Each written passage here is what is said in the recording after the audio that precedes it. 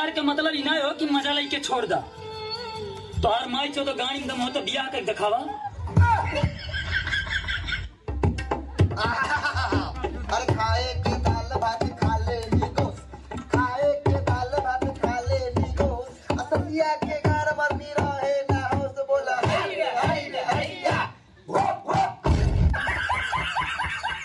दुनिया में सब कोई सुधर जाए लेकिन हई भूसड़ी वाला कबो ना सुधरी। का ड्रेस हट नहीं तू के कहत है।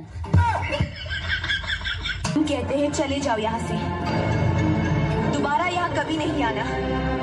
आखिर तुम्हारा हमारा रिश्ता ही क्या है? एके संगे पढ़नी जे कख गघयांगा रे। अच्छा आ गईली ससुरवा बना के भीख मांगा रे। तोरा खाती गई निका माए दारा भांगा रे। हमार धके धुंधला सन 2-4 गो लांगा रे। ओइनी हम बगसर न हनी अब गंगा रे। आ मंदिर के पुजारी जी से हो गइल पांगा रे। अब खत्म हो गई।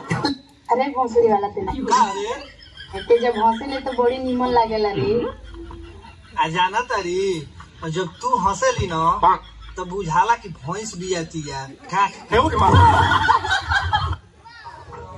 आज तोरा मन में जवन आवे तवन हमसे पूछ ले, जवाब पक्का दे। तो ई बताओ कि आज ले कोनो टोले रखी ना भड़ुआ कहीं के।